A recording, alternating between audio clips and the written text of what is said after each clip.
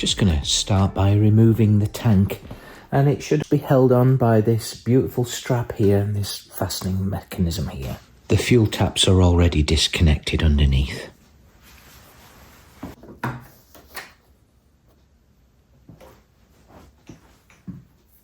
Going to tie this back for now, as it is secured by a safety split pin underneath.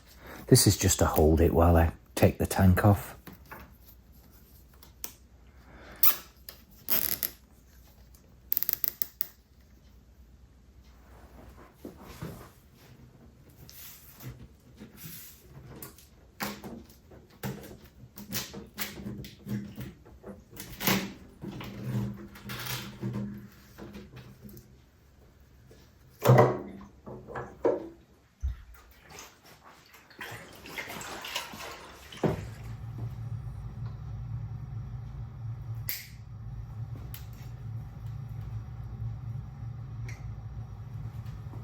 Love all the little details, and this is really meticulous work.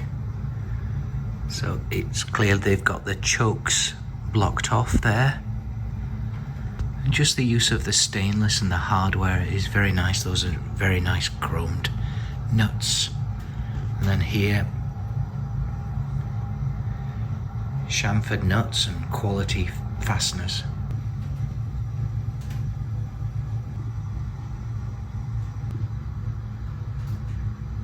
Even this is just really nice quality. Someone's gone to a lot of trouble just to make this fit perfectly. Okay, that's the tank drained. About maybe 3.5, 4 gallons out of that. I've just got it suspended temporarily because I'm going to take these taps off here. And also just an observation that this is a very nice tank from the tank shop. So next job will be to remove these. One thing I did notice is as I turn this, that threaded piece with the plumber's tape also moves as well, so I'm not quite sure what's going on there.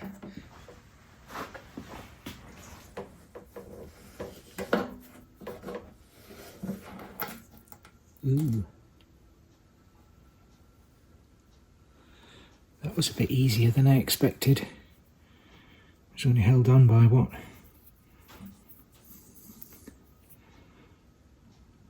Like 2 or 3 threads at the most. It didn't go down to there.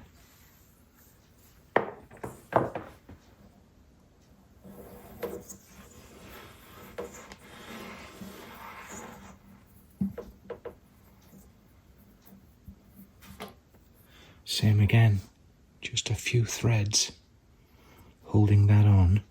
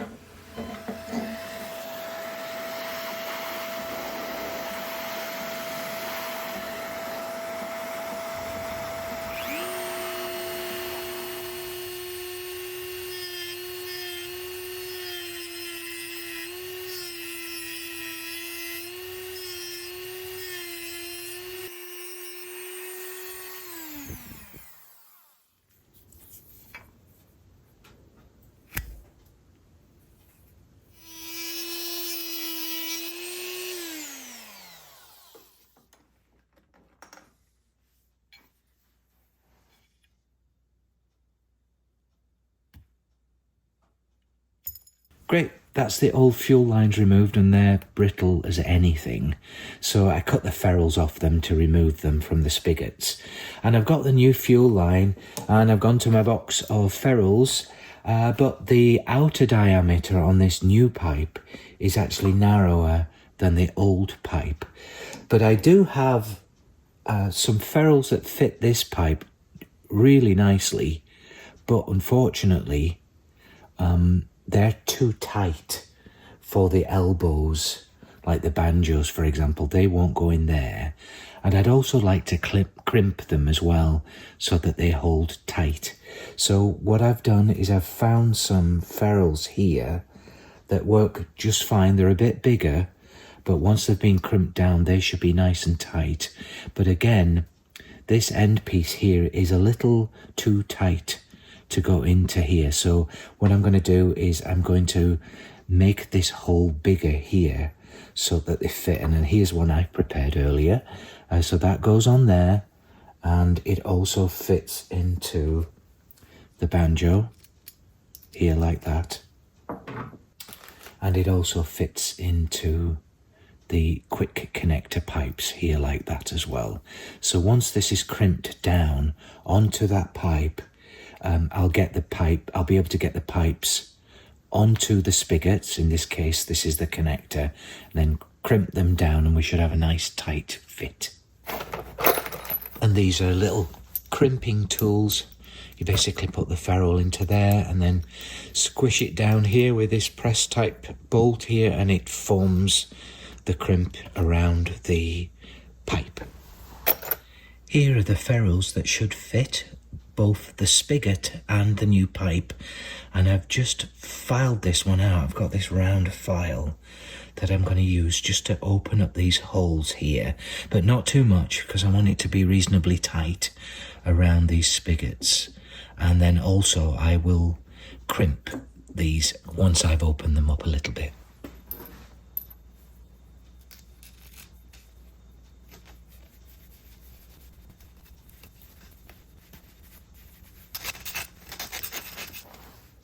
And some are wider than others, so these are a little bit wider than out of the box so that they fit on these ones nice and tight.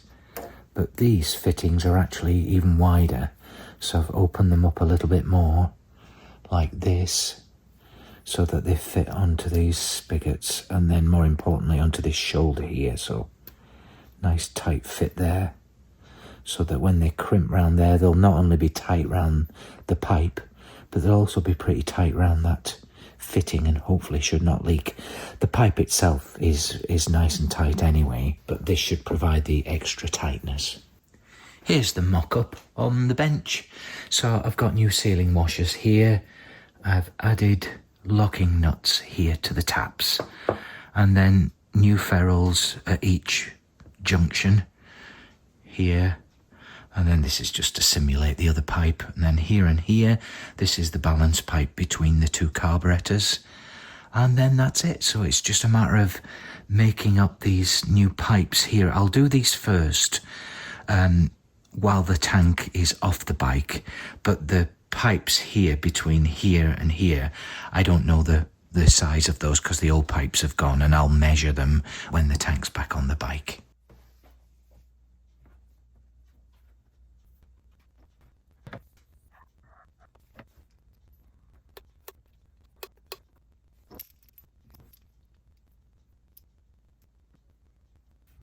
That's the two top fuel pipe sections finished, and I'll put the rest on the bottom, which goes from these bottom connectors to the banjos that go onto the carburetors once the tank's back on the bike. But that went pretty well. Just more than anything, they look just very nice cosmetically with these ferrules on here. I also fitted locking nuts, and these are the Doughty or the Status Seal washers with the rubber inserts that will go on those screw threads there under the tank. The next job will be to replace this rather cool wader end cap on Ronnie's Magneto with one that has the built-in Killswitch.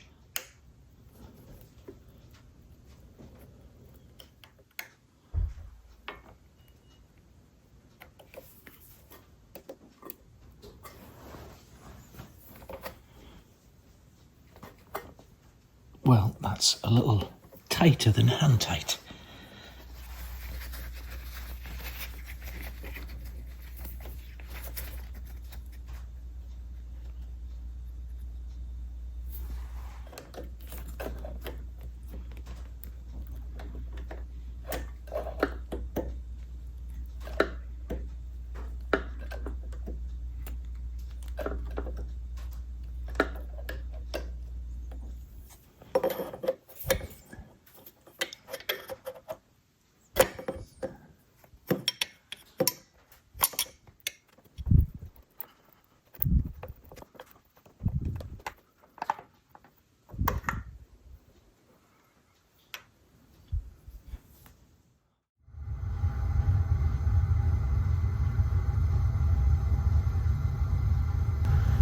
Great, that's the cap off the Magneto, and I do know that you can actually fit a kill switch into this, but it's missing the brush.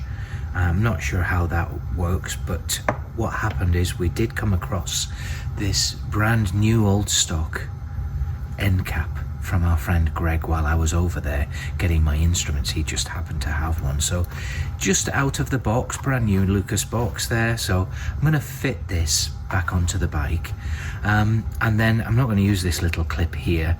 Instead, I'm just going to use one of the modern type ring connectors, and I'll cover this up obviously with some shrink wrap so that it's a more discreet look.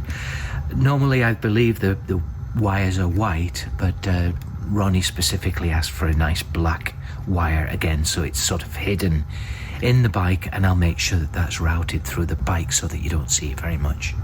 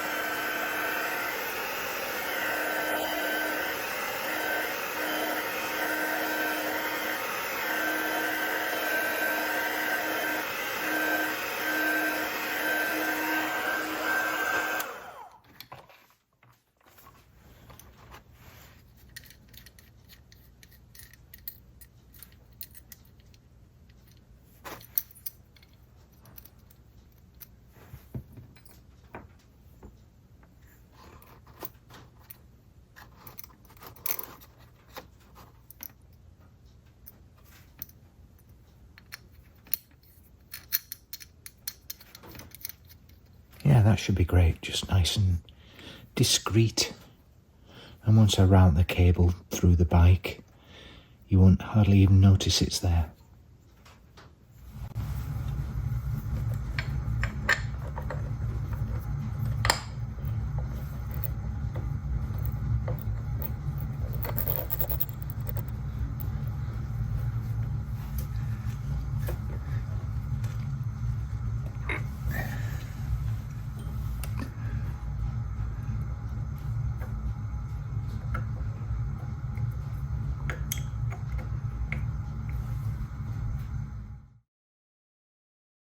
I couldn't help but notice that this clutch lever is extremely tight, and so I'm going to take a look at this.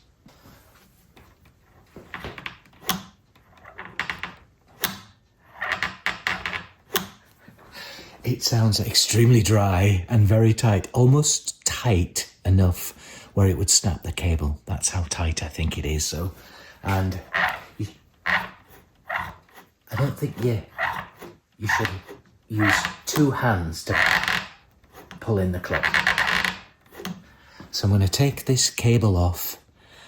It's routed all the way around the bike. There's some pretty tight bends as well, but I think it obviously needs to be lubricated. So I'll take a look at that, get it all nice and loose, try it again, see if it's the bends that are causing the stiffness. But then I'll take the cable off completely and just give it a lube.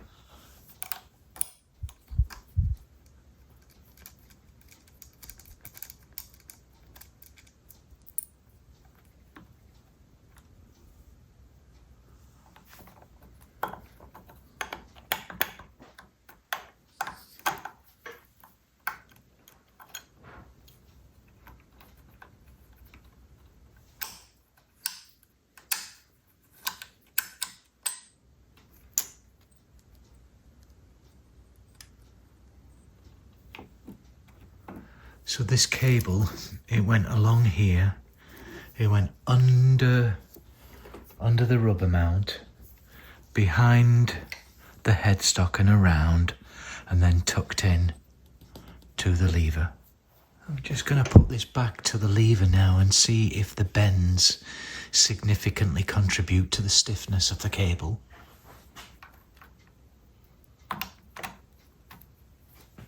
Okay, let's try it now. Oh yeah. Yeah. I mean, it still feels pretty dry, but all those bends, we're driving it round the bend. So what I'll need to do is just find a better routing. I'm going to take the cable off still and lube it, but definitely I think it's snaked all the way around the bike to the extent that it's put too much pressure on the cable.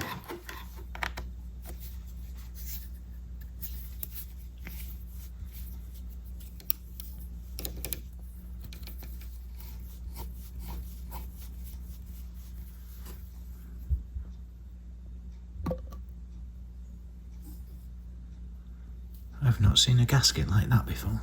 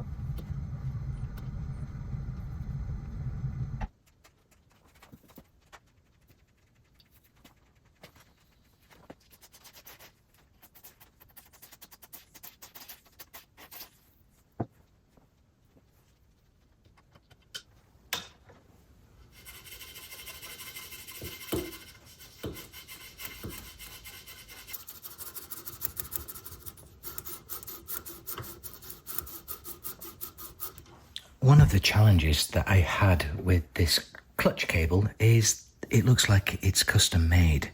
So this ferrule is actually crimped or attached to the cable, and consequently they're not independent of each other. So it's not like you can screw in that adjuster by itself. You've actually got to screw in the cable. So I've put the cable through the bike and I'm literally screwing the cable so that it will correspondingly screw the adjuster there. As you can see, it's turning, but ideally that should be separate. Yeah, I think there's like a little pin there or something that holds it. So it's working. It's just a little bit more difficult to manage getting it in such an angle. I've had to thread it through the bike to try and get a direct line so that I can get this in here without messing up the thread. That would be a recommendation, is just to swap these cables out at some point. It's working great. The lube is worked a treat.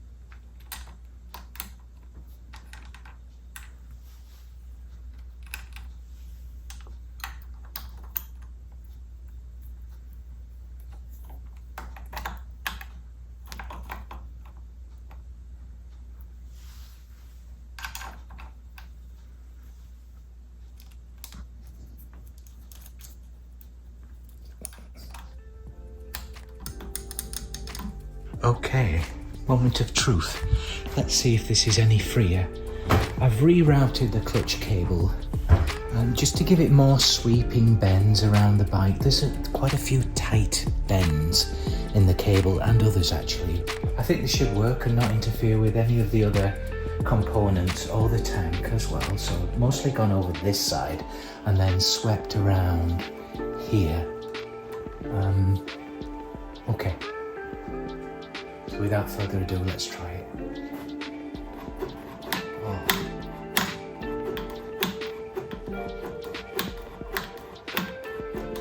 That clutch sounds a bit dry, doesn't it?